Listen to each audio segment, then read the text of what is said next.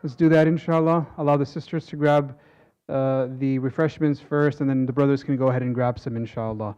And then we'll get started. Jazakallah khairan.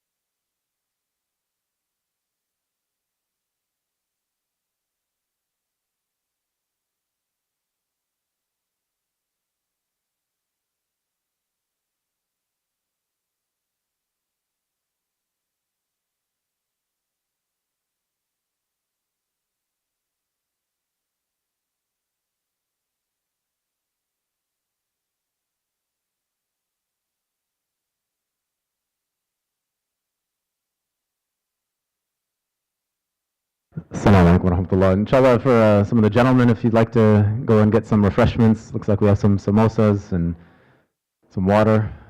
And inshallah, once everybody is settled, we'll begin with some qira'ah with our beloved Shaykh Nasir. And then inshallah, we'll invite our guests up to start the program. Just a quick shout out to the Islamic Foundation Youth, the IF Youth booth in the back. You guys want to wave your hands? That's them. If you have children, our IF Youth program right now is concentrated mostly towards our high school and college age boys and girls. So if you have young ones in your family or your household that would be interested in getting involved, maybe it's volunteering, maybe they want to know about some of the programs that we have to offer, you can check out with our brother Hamza and brother Zakaria back there in the IF Youth booth. And alhamdulillah, it's wonderful to have everyone here this evening, and inshallah we'll be getting started in just a few more moments, inshallah.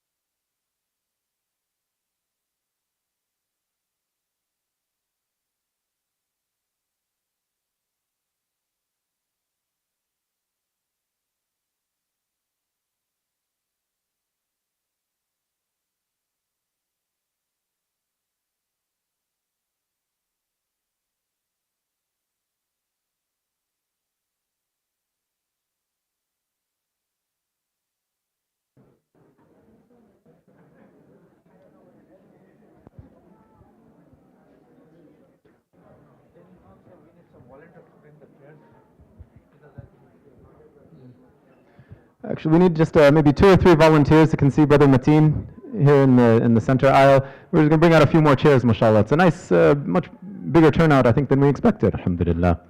As we begin in the name of Allah subhanahu wa ta'ala, and we begin with the recitation of the Book of Allah, I would request our beloved Shaykh Nasir to come to the front and inshallah begin this beautiful gathering with the best of words, the best of guidance, the word of Allah subhanahu wa ta'ala.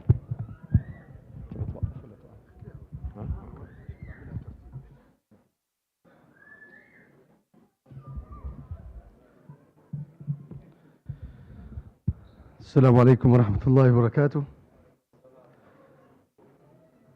I'm sorry to interrupt you eating right now, but Quran with the sambusa is good, right? Huh? أعوذ بالله من الشيطان الرجيم. بسم الله الرحمن الرحيم. أعوذ بالله من الشيطان الرجيم. بسم الله الرحمن الرحيم. أفمن يعلم أنما أنزل إليك من ربك الحق كمن هو أعمى إنما يتذكر أولو الألباب الذين يوفون بعهد الله ولا ينقضون الميثاق والذين يصلون ما أمر الله به أن يوصل ويخشون ربهم ويخافون سوء الحساب والذين صبروا ابتغاء وجه ربهم وأقاموا الصلاة وأنفقوا مما رزقناهم سرا وعلانية ويدرؤون بالحسنة السيئة أولئك لهم عقبى الدار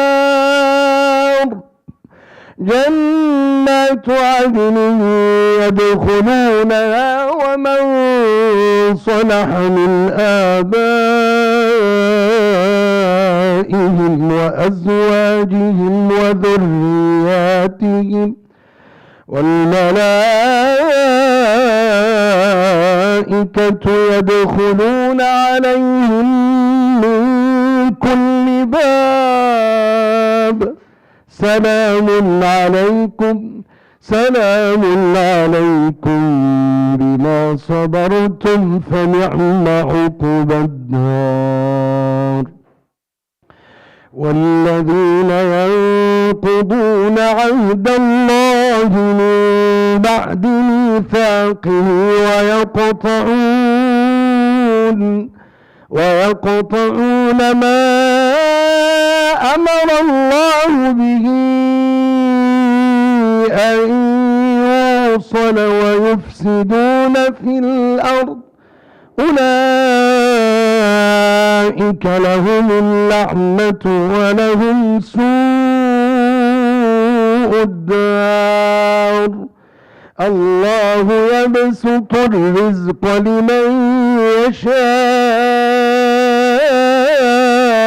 ويقدر وفرحوا بالحياة الدنيا وما الحياة الدنيا في الآخرة إلا متاع ويقول الذين كفروا لولا أنزل عليه آية من ربه قل إن الله يضل من يشاء قل إن الله يضل من يشاء ويهدي إليه من أناب الذين آمنوا وتطمئن قلوبهم بذكر الله الذين آمنوا وتطمئن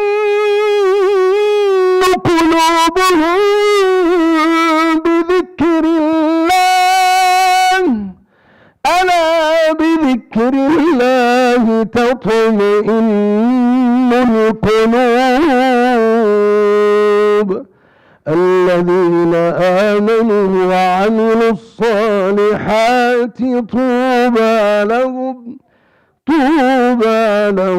وحسن مآب صدق الله العظيم جزاكم الله خيرا Allah yahfadak. Jazakallah khair, Shaykh Nasir. May Allah subhanahu wa ta'ala continue to put the Quran in your heart and on your tongue and allow us to continue to benefit from the recitation of the book of Allah subhanahu wa ta'ala. I would ask our guests, mashallah, we have our beloved Shaykh Noman, the resident scholar here at the Islamic Foundation. We'll give an official intro for our brother Dr. Fahad, and hopefully you guys know who I am. My name is Hisham. I'm sometimes around here. Alhamdulillah.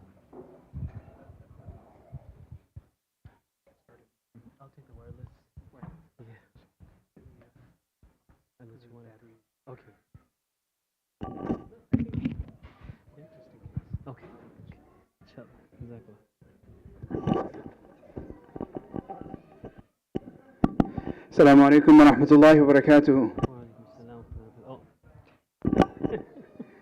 بسم الله الرحمن الرحيم. الحمد لله رب العالمين والصلاة والسلام على أشرف الأنبياء والمرسلين سيدنا محمد وعلى آله وصحبه أجمعين. أما بعد. I want to start off by really appreciating the community for coming out tonight. It is heartwarming to see people from all over, young and old, men and women, coming out so that we can have a really important conversation. I mentioned in my khutbah last week that one of the greatest challenges we are facing, I think even greater than the challenge of, the struggle of people with their faith, I think is a family crisis. And the family crisis that we are experiencing is leading to the different challenges, personal, familial, and communal level challenges that we are facing. And if we can start addressing these issues on a family level, if we can start addressing the crisis that we're experiencing at home, then it becomes very easy to, inshallah, address the bigger issues, address the community level issues that we are facing. So I really am grateful that all of you have come out, that we needed to pull out more chairs for the event, which is always, mashallah, heartwarming, although it's sometimes become disturbing, so I apologize about that. So in just the next few moments, as we get started, I want to first, after thanking you all, truly thank, our guests today. Myself and Imam Hisham were here, but we're just here for the sake of being here.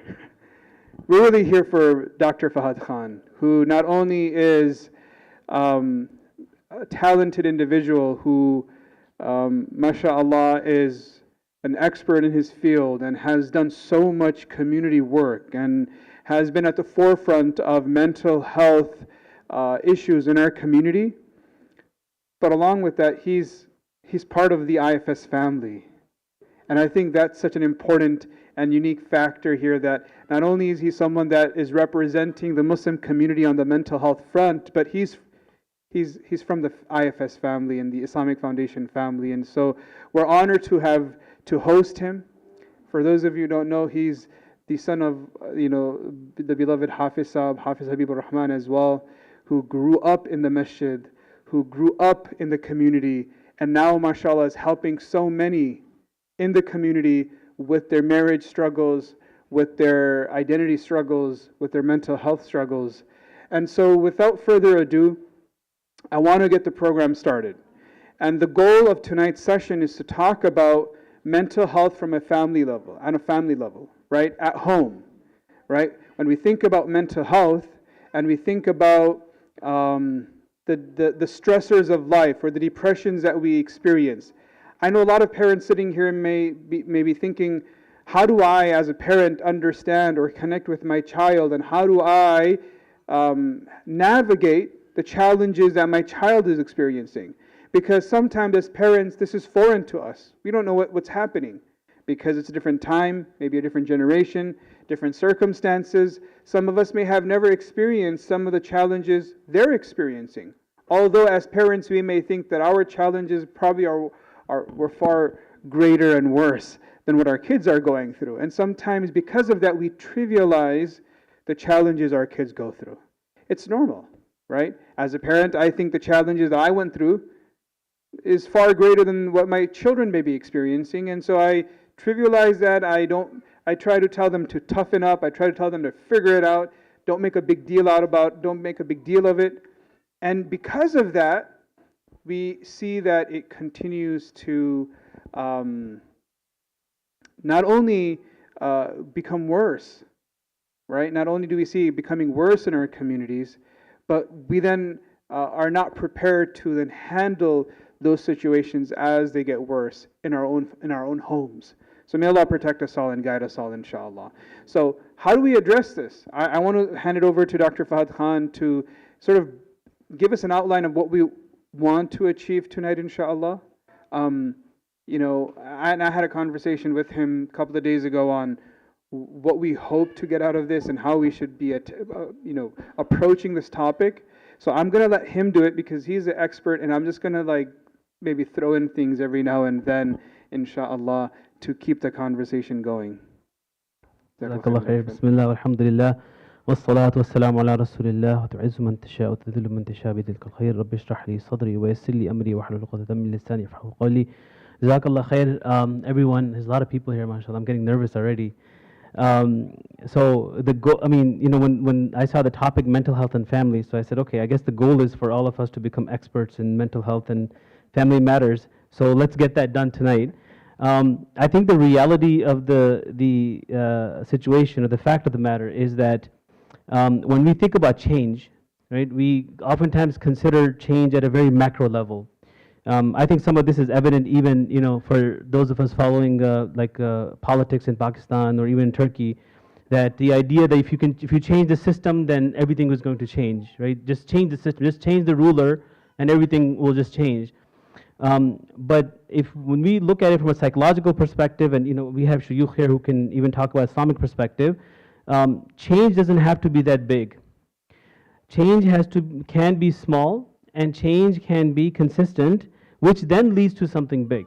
So what I mean by that is, when we talk about mental health in children, there are a lot of factors that affect children's mental health. I think biologically somebody can be born with tendencies, they can be born with certain learning disabilities, intellectual disabilities. Sometimes children grew up in environments which other people can't control. So, for example, poverty. Children who are growing up in the south side or the west side of Chicago, unfortunately, they are going to have some mental health problems. And that's something that is related to the environment that can't be controlled. And then there are social factors. So parents who are concerned about the children's mental health, or children who are concerned about their own mental health, I wanted to focus in on that social aspect, and specifically, how do we have a relationship with our children? So why is it important to have a relationship with our children? Shaykh Noman mentioned that I do marital counseling and I do one-on-one individual counseling. So I started noticing a pattern. I started back in 2006 at a hospital, then I moved on to Khalil Center and been doing counseling at the Khalil Center. I supervise interns as well. And the pattern that I noticed was, when I worked with a marital couple, a husband and a wife, and as part of that work, we oftentimes do individual sessions. So I see the husband alone, and I also spend, you know, some of the time with the wife, just to assess what's happening to them and what's causing or contributing to the marital problems that they're having. And almost 80% of the time, it had to do with their own upbringing. It had to do with their own parents. So when I asked them, how do you know what's a good husband? How do you know what's a good father? How do you know what's a good mother? They often reflect back to their own parents. I mean, obviously, when we get married, no one takes a course on how to be a good husband. When we have children, no one takes a course on how to be a good father. And even if we did, it's an experiential learning process. So they look towards their parents. And whatever idea the parents have given them, they pass them on. And this is how intergenerational trauma passes on. So if the parents were too violent, if they were too strict, if they were too extreme, then the children are likely to be the same way. When I work with individuals, now there was a subgroup of individuals that I worked with. These were teenagers who came from good Muslim families, who some of them were also Hufad, and they had turned into an atheists. So they became atheists, and you know, when you ask them, I mean, obviously I wasn't having a debate in my therapy session, why did you turn into an atheist, or why do you identify as an atheist?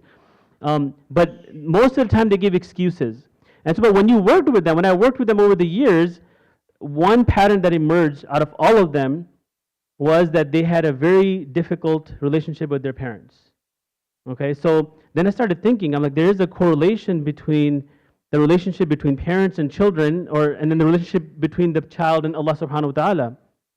And so I was like contemplating on that, and you know, one of my interns who came from out of state, and he said, you know, there's actually a book on this that some Christians wrote, and I had no idea.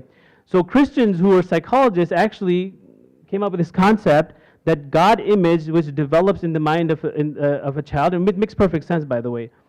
It matures and it presents itself because of early childhood experiences, and we call them like relational experiences. So what do I mean by that? If I ask you guys, close your eyes and imagine the concept of forgiving, right? Imagine the concept of provider. Imagine the idea of love. Imagine the idea of mercy. Now, most of you will probably think of your parents, especially if you're younger. Most of you, right? That's very common, because that's how we learn. Who provided for us were our parents.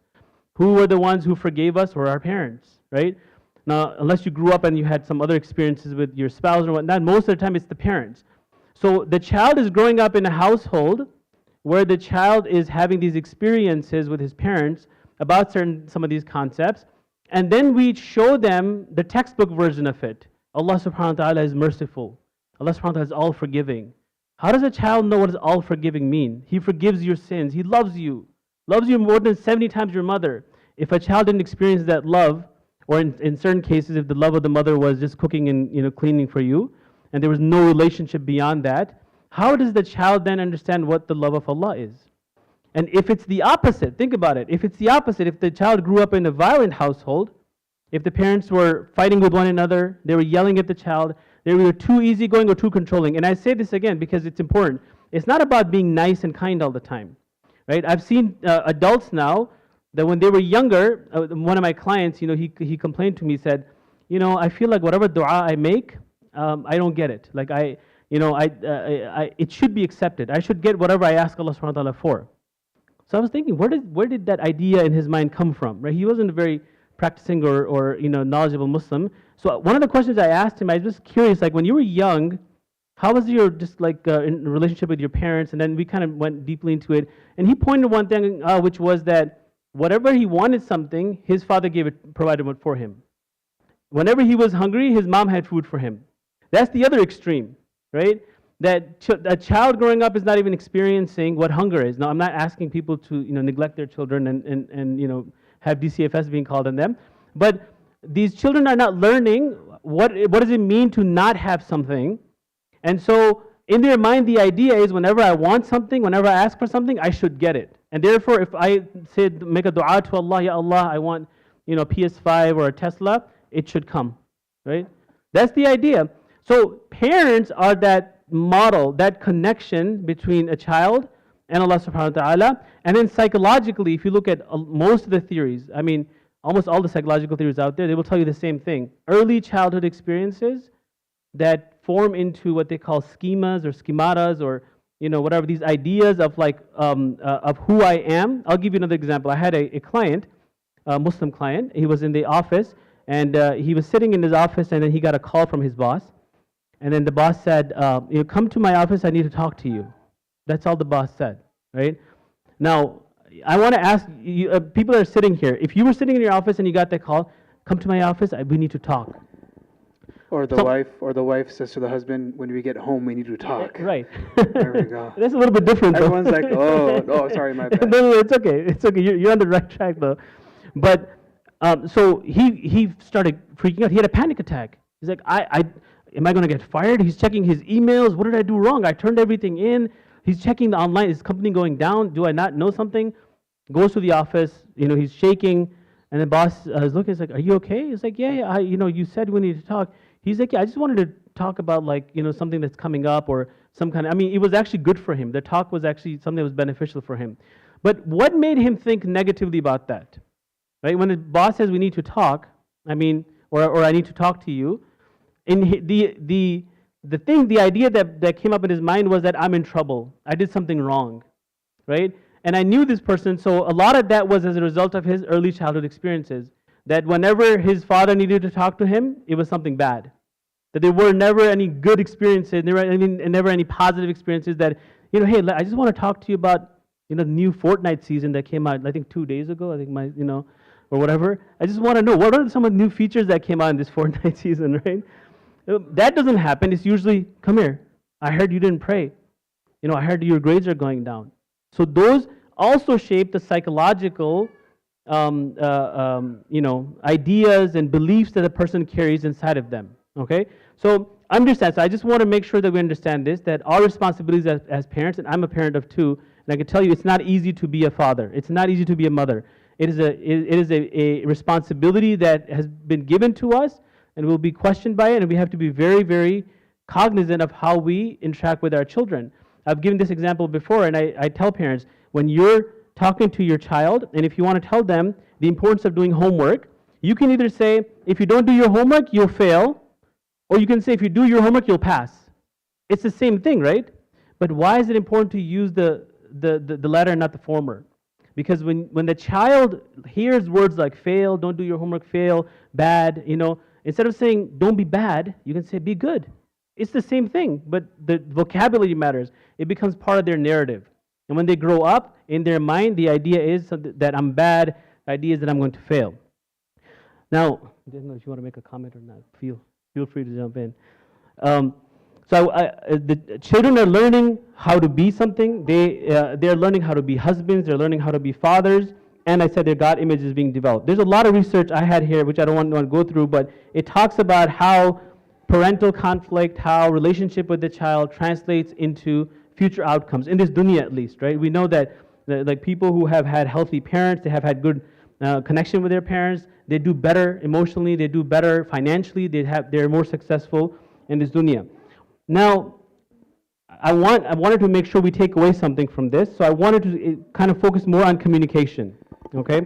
And I don't want this to be a speech, so... A quick comment. Yeah. So I apologize for interrupting for a moment, but we do have childcare upstairs just in case some of the kids want to go upstairs and have space to sit and talk and play.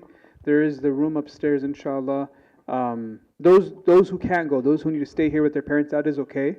I'm saying those who don't want to be here or don't need to be here and are willing to sit in the room upstairs. If you go upstairs down the hall to the left after the school doors is the babysitting room. We have some volunteers there. Please, inshallah, try to head there. And there's some snacks and candy and stuff too. So you'll have your sugar high there as well, inshallah. Jazakallah khair. So when a child is developing, when they're young, it's very interesting how Allah subhanahu wa ta'ala has created us. One of the first things that develop in a human being when their brain is developed are their like emotional centers, which are part of their basic survival, right? So for example, fear, like when to be afraid. If I'm walking down the street and I see something like like in the bushes, something is moving, that fear, because I don't want to die, right? These things, fears, emotions, and sadness and anxieties, they develop early on. But the part that doesn't develop early on, actually we should have physicians here, my khalu is here. What part of the brain keeps developing even until the 20s? Which lobe? I'll make it easier for you. So there's only 4 options here. There's parietal lobe, occipital lobe, temporal lobe, and the frontal lobe. Frontal lobe, right? And what's the frontal lobe responsible for? Decisions. Make decision making, being able to recognize consequences, right? Meta thinking, like I know what I'm thinking about, right? Why did I have that thought? Now, those don't develop until the 20s. So somehow we have this idea that young children, as young as 6, 7, or 8-year-olds, should be able to recognize the consequences of their decisions, should be able to put themselves in that position and not make the same mistakes again, whereas we do that as an adult. So we have to keep that in mind. The other thing we also have to keep in mind is the way we interact with our children. So I'll give one example. Let's assume that, I'm going to ask Shaykh here, if you're, if you prepared the dinner table and you want to tell the children about, like, coming to eat dinner, what do people usually say? What do you usually say? Dinner's ready? Okay, dinner's ready. Okay. So, but you want them to come eat dinner, right? Okay. So what you're saying is dinner's ready. What's wrong with that? Can anybody tell me what's wrong with saying dinner's ready? Or it's dinner time, or it's Isha time? Yeah, Abdullah. You don't even have kids, but go ahead. Okay. Yeah, you're just saying a fact, right? Dinner's ready. It's a fact. It's Isha. Yeah, you leave. I mean, you're not even telling them anything, right? The idea is that you have to give a command, but where's the command in that? Parents expect that when I say dinner's ready, the child is going to understand that A, dinner's ready, which obviously it's in the sentence, the command, in the whatever they're saying, and then B, that they have to stop what they're doing and come and attend dinner right away, and if they don't, there's going to be some kind of consequences. There's all this assumption there, right? So then the question is, well, then what would be a healthy command? So instead of dinner's ready, what would you say? So let's say I'll be the child like right over here. That's why I asked for a wireless mic. So I'll be the child right here. I'm playing, the new season is out, Fortnite. You set up the dinner table. So See, at my house, I make my kids set up the dinner table. Huh? No? Okay, we need to get somebody else up here. MashaAllah. Just assume that they're playing. All right. I'm the kid, I'm playing over here. All right. So what are you going to say? Fahad beta. Okay. I'm not listening, I'm still playing. Fahad, Ji. Ajao, Okay. Kidhar aa jao. food is ready. Come eat with us. Let's eat together. Okay, good. Okay. Now, I use the word command, Yeah. right? Now, imagine an army officer giving a command. What does an army officer does? I'm standing right here, like I have never been to the army, so I'm like, you know, what does the army officer do? I feel like Does I'm being tested here. Yeah, you are. Really weird. I'm sorry. It's like Well- testing my father skills here. How would you give a command to your inferior if you were in the army officer? I'm like right here. What are you gonna do? What's the first thing you're gonna do? Yeah, help him out. What did you say? No, but he has to do How something many else. dinner now? No, he has to do something else. All right. There's a part that's missing. I'm Oh. standing right here. What do they usually do? They usually come up to you, right? All right. So you're gonna march. March. Okay. You're gonna look into my eyes, right? You're gonna assume that I have attention, that I'm giving you attention, and then you can give a command. Now I don't want you to be a father, like a thing, but assume now you're a father, and I was playing. So then, what are you gonna do?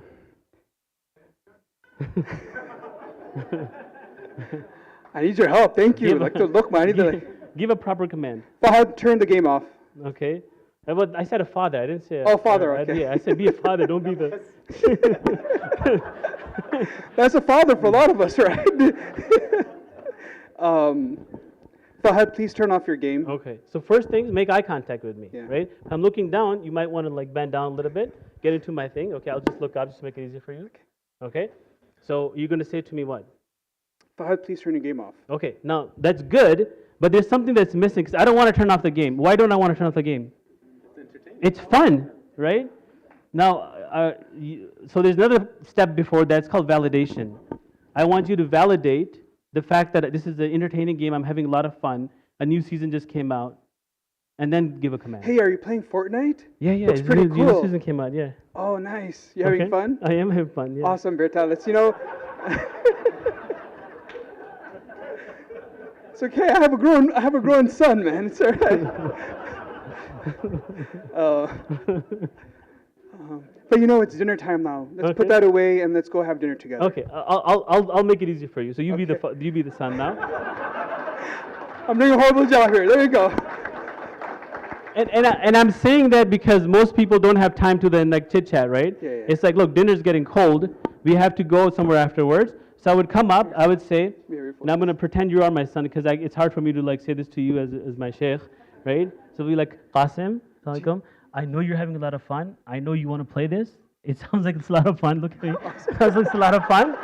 I'm just trying to be my kid now. We'll play together. But right now it's dinner time. I need you to come downstairs and have dinner with me. Baba, I'm almost done. Oh, that's true. Almost. That's true. Almost. I know, and these games can last a long time, but you have to. Now here, I'm glad you did that, because two things can happen. One is that he starts putting away the controller, okay? Now, how do we make sure a child does the same behavior in the future, if it's a good behavior? Reward, but what's the best reward that we can probably give a child? Complimented, right? We praise them, right? So let's assume that he starts putting away the controller, and we'll get to the other part, right? Great job, thank you so much. I love it when you listen to me. You're an amazing kid. Let's go have dinner. All right. Okay? But if he doesn't, okay, he's not listening, not paying attention, then I would say it again. It's dinner time. I need you to come down. If you don't put away your controller, then I will take away your PS5 tomorrow for an hour or whatever. Tomorrow you won't get to play your PS5. Okay? Most kids will respond to that. Yeah. And then if he puts away his controller, what do I need to do? Praise him right away. Right? Good job. Awesome. Thank you so much. That doesn't mean he's bad. It just means he took him a little bit longer. You- We did it. All right. How's it? So remember, Jazakallah. Hey, round of applause. Dr. Fahad. Hey, I did pretty good too. Here. No, you did an excellent job. Yeah. He did a really good job. Hey, there's always a kid in all of us, inshallah. So first things is a proper command has to be a proper command. It cannot be a fact. And then when you give it, you have to have eye contact with your children. You have to be at their level. If they're younger, right, like the small kids, we call that attunement. If a little child is playing on the ground You know, as oftentimes, and I used to do this when I was still in school and didn't understand why it was important. Like I would come home and he's there, he's crawling. I'm like, hey, you know, you're having fun down there? Yeah, great. Good to see you, son. And then just walk away. Right? No, no, no. I have to get down to him and then change my voice, lower the tone. You know, oh, he looks like you're having some fun. Legos. Ooh, amazing. What did you make over here? Okay, great. That's communication. Most of us don't communicate like that. I mean, I'm a father. I can tell you, I struggle with this too. Most of us will be on our phone, watching TV, and then like mom will tell us, hey, you know, kid's not coming down. I've called him like 5 times. I mean, they're just repeating the facts 5 times, right? It's dinner time, you know, the food's on the table. And so they were like, hey, come down here, or this will happen, that will happen, right? And most of the time they can't even hear what's happening. So make sure it's a proper command. Make sure you're making eye contact. Make sure you validate. Validation is really important. Which, by the way, husband and wife, it's also good skills for us to have, right? So if one person has an opinion, right? If you have an opinion that Bears are a good team. No, I don't have that opinion. I know you're not. Packers? Packers. Packers are a good team. So in order for me to communicate with him, I would have to say, you know, I know you think Packers are a good team, but you know, I feel like Bears this year are going to do they're not going to do anything. They're going to do much, much better. Even he doesn't have that much hope. It's painful to say. It's okay. It's okay. Okay, so that validation is extremely important. The other thing I want to mention, any questions on that so far? Yes. That's a good question. So what if the kid gets emotional? Okay. Now human beings are in 2 states of mind generally, emotional and rational. And it's very hard to be in the middle. Sometimes they'll get that sweet spot. That's what the psychologists call wise mind, right? So when you're in an emotional state of mind, there is no rationality there. This, by the way, is a problem with couples very frequently, right? So they start talking about something and one person gets heated up or frustrated, angry. The other person's thinking, if I can only say one thing that makes perfect sense in my mind, that all of a sudden she's going to understand. It's going to make things so much better. Things are going to calm down so quicker. It never happens. It will never happen. I guarantee it will never happen. Why? Because when you reach a certain threshold and it's gone beyond that, what do you need to then come down from it? Time. How much time though? That doesn't have to be long. 30, 40 minutes, maybe 50 minutes, maybe an hour. That doesn't have to be 5 days like some couples do. So when a child, actually I was working with the father recently, hopefully he's not here. I won't give names, but you know, I keep things confidential. But he mentioned something happened with him and his child was giving him attitude. And then he said, you know, I was getting frustrated. So I told him to come and let's have a chat. I said, that was your first mistake. The biggest mistake. You never want to engage with an individual who's emotionally frustrated. They're not going to have a logical conversation, so you have to wait. It doesn't mean you don't have that conversation at that time, but you have to wait. As fathers, I mean, sometimes we have, now, if we're doing things right, hopefully inshallah doesn't get to that, but sometimes we might have to assert our authority in a certain way, like go to your room, and you can't leave your room, or I'm going to turn off the internet, whatever that is. In extreme cases, you might have to do that, but if the communication is this two-way street and they don't feel like they're being talked to all the time, then you have to be cognizant of when they get emotional and not engage in that. Okay? Go ahead. Any thoughts? I was trying to think. You know, I know that we're talking about a parent and child, and I know in the beginning you sort of touched on how, as children, we learn from our parents, or we learn to react when we see our parents. I was hoping that part of this conversation could also include sort of the husband and wife dynamic as well, because this is something that you said earlier. Is something that I've heard multiple times from people, from kids or from young adults, saying that, you know, I don't necessarily want to go down a certain path because this is where, you know, I see my parents and I'm not really excited about it, or I am like this because this is sort of the environment that I grew up in as with my parents. So when you think about the husband and wife dynamic, how do we, I guess, try to manage those? And as we talk about family, to me, a child's upbringing depends on the stability of the parents. At least I think that's a very important role, part of it. So if the parents' relationship isn't stable, if it's shaky, if it's not respectful and not cooperative, then how does that impact then the child? And And how do we sort of try to reverse if we've already experienced some of those difficulties? Yeah, good question. So not only the child, but it impacts the world, right? So the societies are built on communities, communities are built on family units, and a family unit is built on that one relationship that you just talked about, husband and wife or father or mother. If that relationship is suffering, if that relationship is not strong, society is going to suffer. It's not just the child, right? Child for sure. And so there's a lot of layers to this, right? So I think it's important to talk about some of the things that we experience that are normal and things when we need to be a bit more cognizant of certain aspects. So everyone who's been married, and those who are getting married soon or will be married in the future should know that, when you go through a marriage, there's a honeymoon phase where everything is nice and great. Sometimes it lasts 6 days. Sometimes it lasts 6 years. I've seen it in my practice, right? And then what happens after that, usually the birth of first child actually is the reason, because the attention goes towards the child, there's stress from pregnancies, and there's more expenses, all that combined, marital quality drops, right? So every individual has seen it who's been married. There was a time when marital quality dropped. Now that can last for 2 years, 7 years, right? I've seen it all, right? But you have to go through that rough time. Most of us, we live, unfortunately, and I'm not blaming people for like giving up, because sometimes it's inevitable. But I do say that we have to understand that that's the time for learning, right? It's kind of like working out. I don't go to the gym, but the times that I've gone, the times that I've gone, like if I go and just lift a bar, right, and with like some just weights on the side, and I don't feel the pain and I don't feel anything, I can keep doing that all year long. Nothing will happen.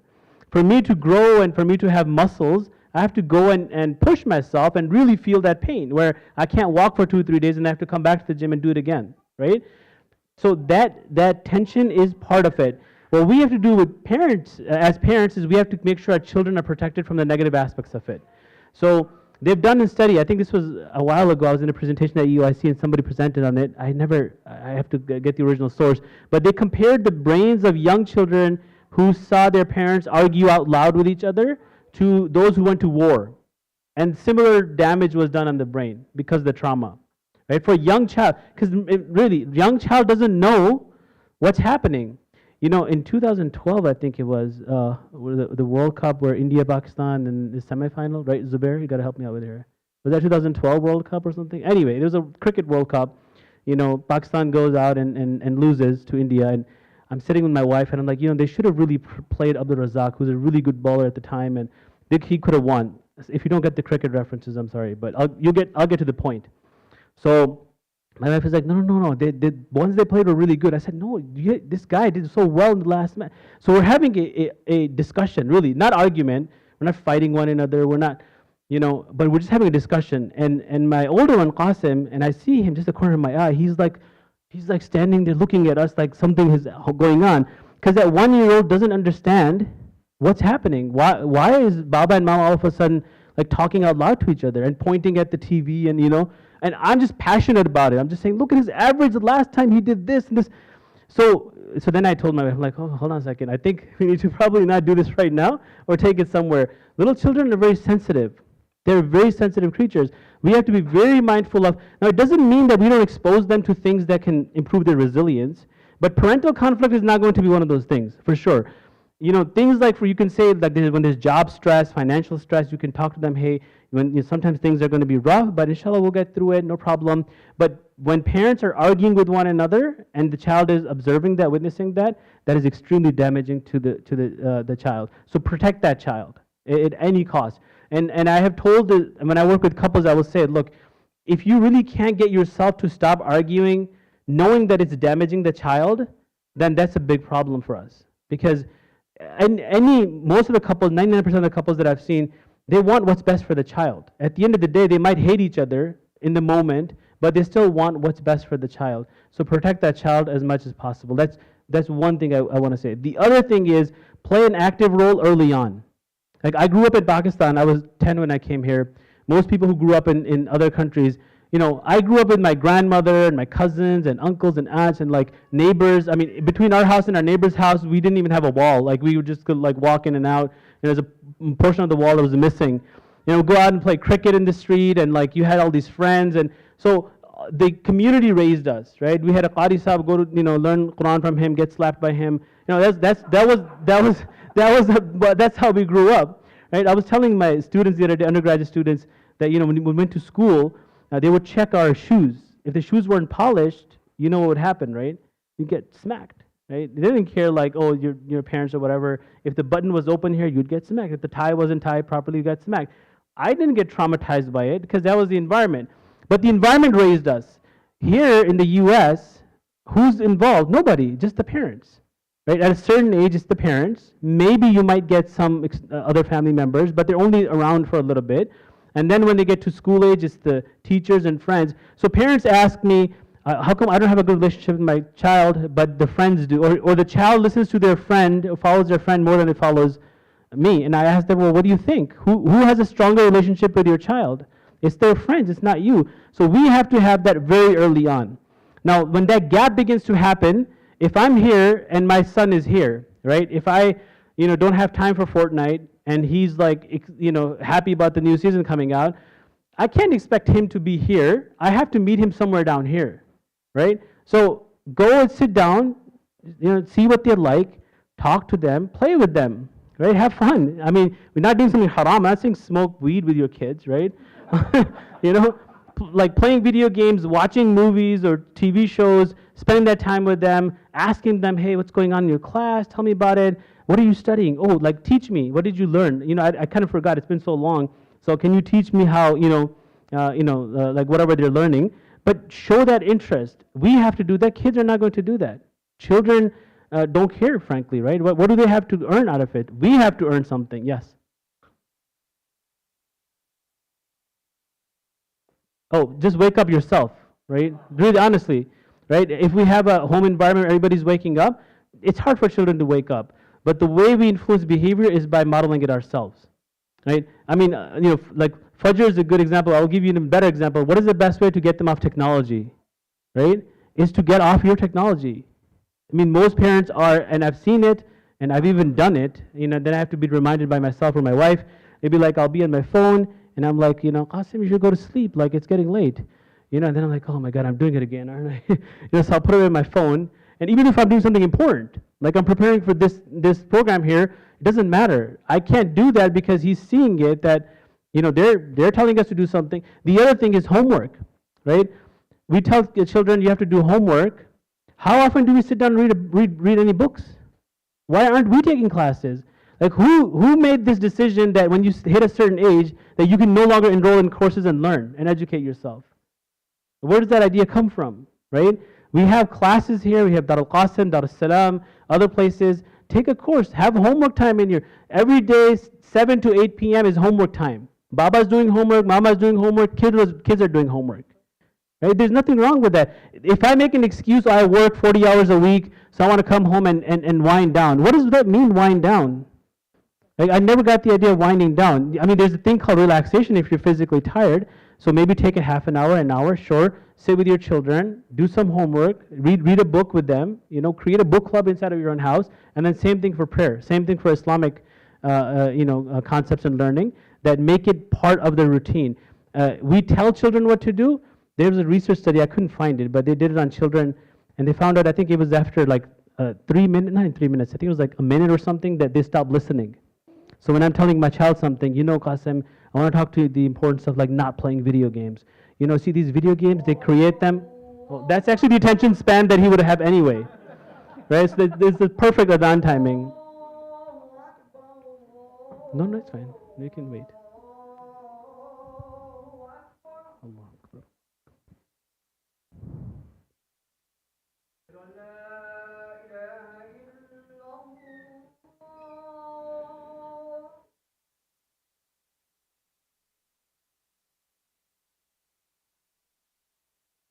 Okay. So the last thing I wanted to do talk was setting proper rules, picking our battles. Okay.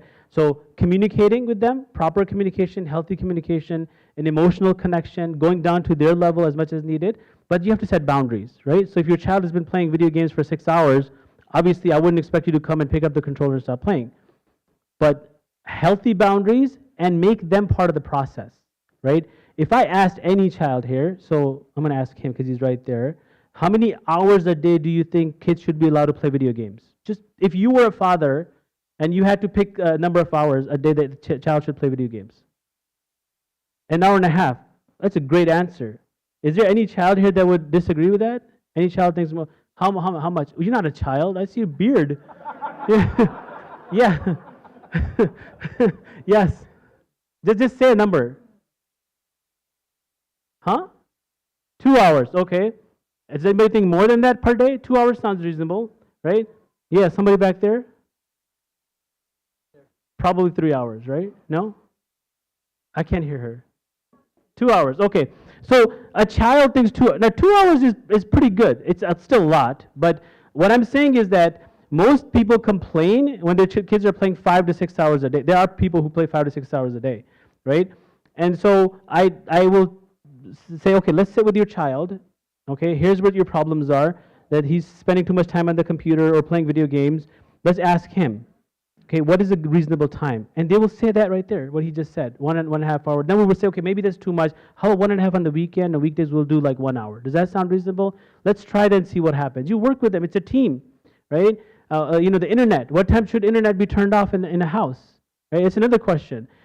Sometimes, and consistency is the key. Please be consistent. That's a problem that we have, is that we will set the rules and then we'll break our own rules. Okay, I'll give you another example, and then we can, inshallah, conclude. Yeah. I don't want to do that. I don't want to delay Isha. No, sorry. I'd rather not delay Isha. So yeah. Okay. So the example that I wanted to give was, how children learn through the way the parents behave. Okay. So a child comes to you and says, I want to watch TV. Okay? When a child gives a command or a request, be very careful what you say. Okay? Because it has to be set in stone. You cannot modify that later on. What most parents do, they'll say, no, you've been watching all day, you can't watch TV. No, I really, really want to watch TV. Please, I want to watch TV. Like, there's a show coming on, you guys I'm free, I don't have any homework, I want to watch TV. No, you're watching it all day. I want to watch TV, and then start throwing a temper tantrum. What do parents do? Okay, fine. Here, go. So what have we taught the child now? What's that? Tantrums work. You just have to push a little bit harder, right? The next time they're going to push a little bit harder. If you just keep pushing, there will come a point where the parent will say, yeah, go ahead, fine, no problem. So when we're setting the rules, make sure they're fair. Remember when he wasn't putting away his PS5 controller, and I said, you won't have your PS5 tomorrow for an hour or something like that? Why did I say that? Because the punishment has to be very specific, right? Sometimes parents won't punish the child, they do whatever they want, and then they're like, okay, no PlayStation for 1 month. I'm like, what? That child won't even know why he's being punished tomorrow, let alone like a month later. You can't do that. Make sure it's fair, right? It has to be fair. Yes, you can decrease and increase the time, and you can choose different, forms of punishment. That's how human beings work. But you cannot have unreasonable punishment. It has to be reasonable from the child's perspective. And something that is specific, something that will actually hit them and remind them. So when I say tomorrow, when he wakes up tomorrow, can't touch the PS5. Why? Because yesterday I didn't listen to Baba when he called me down for dinner. Okay, so he can still relate to a little bit. Which nowadays, by the way, children have very bad attention span. That's why there's a higher, diagnosis of ADHD. It's not because they have ADHD, their attention span has gone down. So they won't even remember what they did during the morning, or their emotions that were in the morning, let alone a day before, let alone a week or a month before. So pick your battles. And then when you're about to say something, take a deep breath, think about it. Okay, here's what I'm going to tell my child. And then you have to stick to it. No matter what happens, you cannot budge from it. Because if you do, you have taught the child that all it takes is a little bit more whining. I wanted to just give Imam Hisham an opportunity. I had when it comes to mental health and family, and this idea of a community, or the idea of a community center or a masjid, how do we factor in our relationship with parents, with our children, but then also how does the masjid play a role into all of that itself? Well, no pressure. That's not a deep question at all. Bismillah ar-Rahman ar-Rahim. It's a common concern, right? Families want to bring their children to the masjid because the masjid is where Islam happens, right? If my child doesn't get exposed to the masjid, I'm afraid they won't become Muslim. And I've had a couple of approaches. I'm 11 years into my first parenting experience. I love the way you phrased that, subhanAllah. And I have three little boys now, mashallah. And if I could offer a few pieces of advice. One is our kids need to be in the masjid. Right? Children need to be in the masjid. I will say that openly. About 6 years ago, so my kid was like 3 or 4 years old, and I had my two boys with me. They were 3 and 1. And this guy comes up to me, this uncle. I don't know if he's here right now, or even if he'll remember this story. Maybe he is here. He comes up to me and he says, "Don't you know that," this was before Shaykh Noman was here, this was before Shaykh Nasser was here. So I was, yeah. He goes, "Don't you know that the imam of the masjid said you should not bring your children to the masjid?" And I said, "Really? Which imam was this?" He goes, "Oh, it's that Arab brother with the glasses." And I said, "What did he look like?" He goes, "He kind of looks like you." And he said, "Don't bring your kids to the masjid? That seems like a pretty severe thing. Really, what was his name?" And he goes, I don't remember his name very much. Hisha something. So then, like, subhanAllah, like a minute, like, as we're talking, some other guy comes in and goes, "Assalamu alaikum, brother Hisham, how are you?" And the guy just went, "Oh." Bring your kids to the masjid. But I say that knowing the Prophet's masjid, sallallahu alayhi wasallam, the stories of Hussain and Hussain jumping on the back of the Rasul, sallallahu alayhi wasallam, as he's coming up from sajda. That's a very beautiful and idyllic situation. Our community is not there. So now how do we meld those two concepts? Okay, I'm telling you, bring your kids to the masjid. Our Prophet ﷺ encouraged children in the masjid, but we're not there. So now where do we find the middle ground to that? One thing that I found that has helped me in my journey of parenting so far is that you start very young. You don't bring your kids to Isha when it's at 10 o'clock p.m. when you have a 1-year-old child. Right? Because your child's not going to sit still at home at 10 o'clock p.m. They either want to sleep, or they want to play, or they want to do something else. So what I found and what I suggest is you bring your kids to a Saturday Asr. Probably the least attended salah of the week. Actually, Friday Asr is the actual, statistically, the least attended prayer in the masjid. And this is part of our failure, but use that failure for your success. Okay, next Friday, Salatul Asr, you will find less than one row in the masjid. Right, Brother Dawood? How many people pray Salatul Asr on a Friday? Very few. All right, bring your kids to that salah. If they make us fuss, if your kids are crying, if kids are being kids, right, because they don't have a frontal cortex to realize that if the imam is saying Allahu Akbar, you have to be pin drop silent. Kids don't know that. Kids are kids. So you bring them to a time where it's going to be least disruptive. And you build upon that. And then you build upon that, and then you build upon that until your kids actually start to get a routine. Routine is beautiful, right? In the notes that you sent us, mashallah, you sent us a beautiful parenting note. Maybe there's a way we can distribute something like that to the community if I can ask your permission for it. But one of the things that Dr. Fahad had mentioned about, particularly with parenting, is consistency is the key. How do you get your child to wake up for Fajr? You wake up yourself. Right now, would I bring my 1-year-old to the masjid for Salatul Fajr? Well, there's some mixed reviews. Maybe we'll ask the expert on that case. I wouldn't. Okay. The Prophet ﷺ would pray his sunnah prayers at home. Why? There's a beautiful hadith. What's the hadith, Shaykh Noman? Right, don't let your homes become like graveyards. What's the difference between a graveyard and a home? You don't pray at the graveyard. Right, so you should be praying at home. Our Prophet ﷺ prayed his fard in the masjid, and I know it's convenient. It's convenient. Actually, I've been accused of not wanting to pray sunnah or being anti-sunnah prayers. I go home and I pray my sunnah. And I'll say that very openly. Pray your sunnah prayers at home. That's where they're supposed to be prayed. That's where our Prophet ﷺ would pray them. Why? So that he could pray in front of his kids. Those kids that can't handle Salatul Jum'ah in the masjid. All right, pray your Jum'ah in the masjid as a male adult is supposed to do. Then go home and pray your sunnah. And get the kids to watch you pray your sunnah. making sajda over your kids and having them jump and go through and whatever. It starts with consistency, and I don't want to, inshallah, obviously delay us from going up and praying in the masjid. But the concept of this is our children belong in the masjid. Are we as a community ready to accept that? I agree, we are not. We've got to find a middle ground. And so I pray that Allah subhanahu wa ta'ala allow us in a way to inculcate the love of the masjid, right? Kids programs, what is our next one? October 30th? 31st? October 31st, inshallah, we're having a kids program here for our young kids to engage in the masjid in a kid-friendly environment. Now, the other piece of advice that I would give is for the non-parents. Okay, now what do you as a masjid uncle, as a masjid auntie do when there is a child praying next to you and disturbing you? You tell me, what do you normally do? Or maybe you don't want to say it out loud?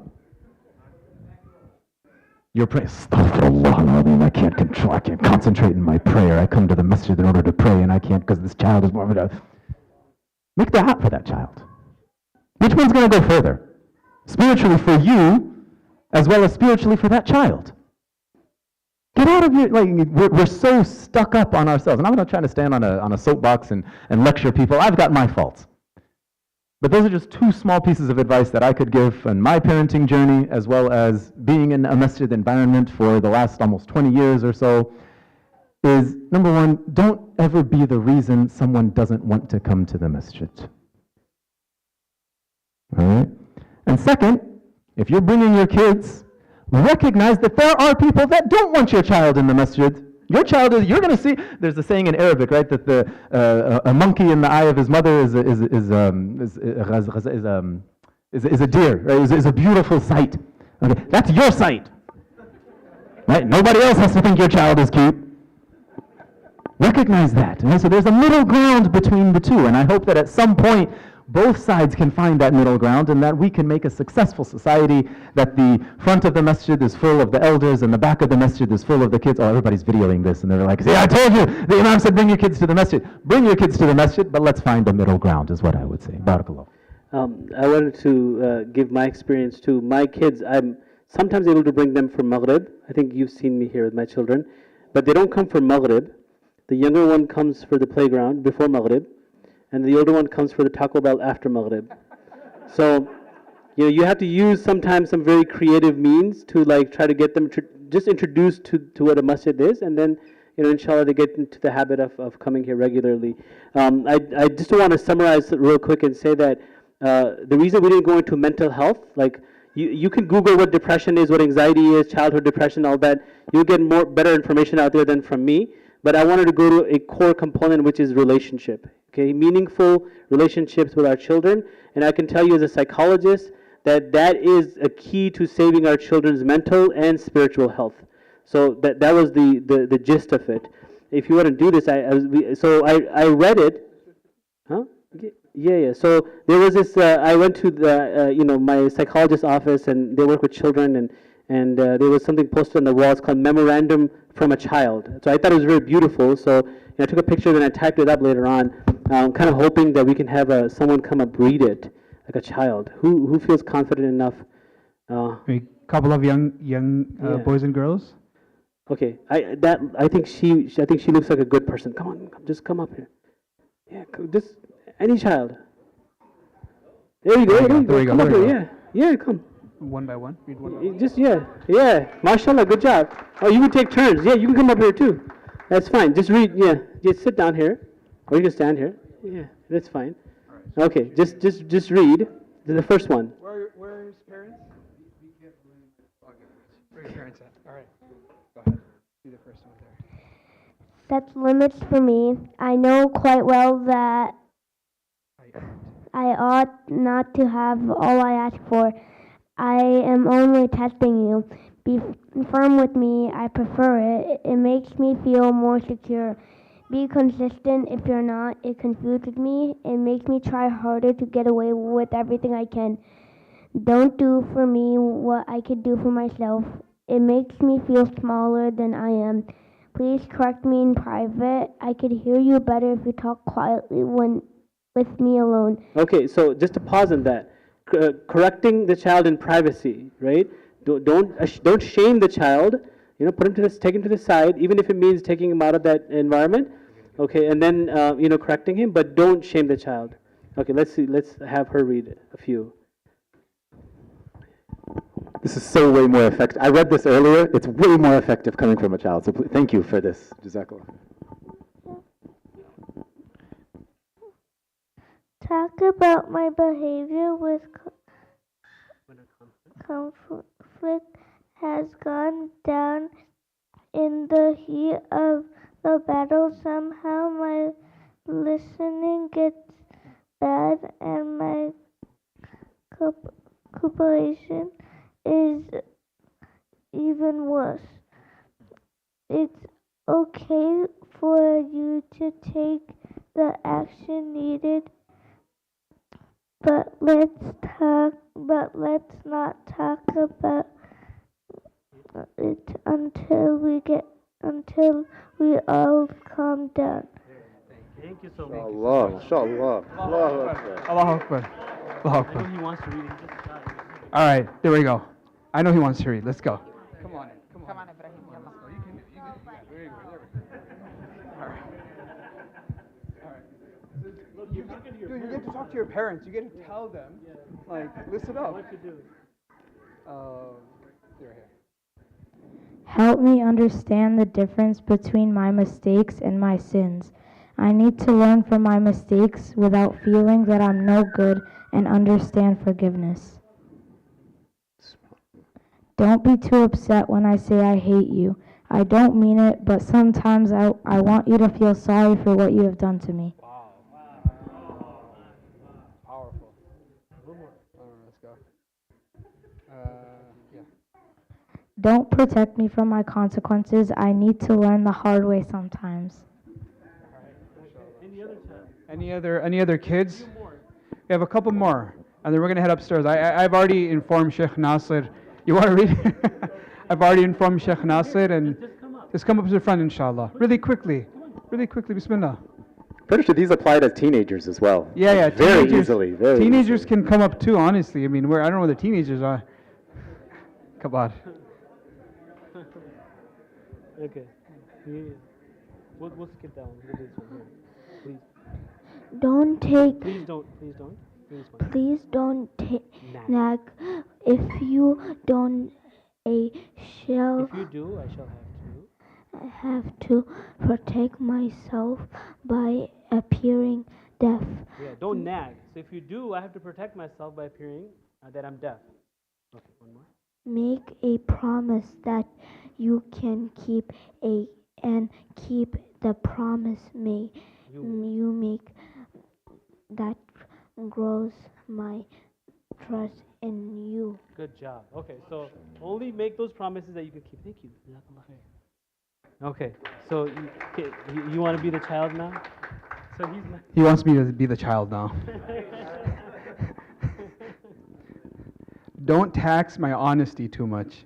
I'm easily frightened into telling lies. When you teach me things, please keep it simple. If you use big words or get into long, confusing explanation, my mind goes somewhere else.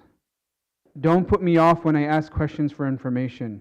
If you do, you will find that I stop asking and seek my information elsewhere. If I ask questions for attention, this is a different matter. Tell me of your anger at my actions without name calling. If you call me stupid or idiot or clumsy too often, I'll start to believe it. Help me to learn how to handle my anger constructively. It's best if you show me. Talk to me rather than preaching at me. You'd be surprised how well I know what's right and wrong. I need to have my feelings and ideas respected just like you, so please listen to me. Don't overuse force with me.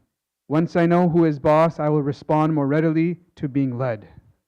Don't worry too much about the amount of time we spend together. It is how we spend it that counts. If you admit when you are wrong sometimes, I will learn it is okay to do. I will also learn to practice forgiveness.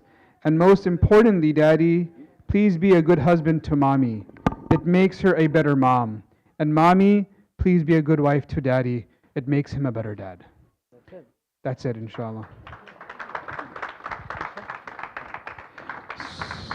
So inshallah, I know it was a really tight session and we tried to do a lot, and we got to see me as a kid and as a a weird father, but anyway, we'll work on it. That's why we're here. We're all experts at being fathers and mothers and husbands and wives now, mashallah. We have Isha. We did ask them to delay the iqamah a couple of minutes so we can get upstairs, inshallah. Dr. Fahad has agreed to sort of, stick around and maybe if there's anybody that wants to have some questions, we can come down. But I want to make sure that there's a qiyam that will be taking place upstairs. So, we encourage families to pray qiyam together with Shaykh Nasser if possible. However, if you have some questions. I would say if you go to Khalil Center's website, my email address is on there. Just email me, and my cell phone number is through extension is on there as well. So feel free to contact me, inshallah. That'll be easier. Inshallah, that's easier. Then you can reach out to him directly and have this conversation. We hope to have more conversations and more discussions of this nature, inshallah, soon. We want to plan these events more often so that we can continue to learn and grow together. Thank you all for coming out. May Allah reward you. And may Allah subhanahu wa ta'ala allow this to be a beneficial experience and learning growth for all of us. And allow us to be consistent in our coming together to learn about family and being better at what we do, inshallah. Jazakallah khairan. Assalamu alaikum wa rahmatullahi wa barakatuh.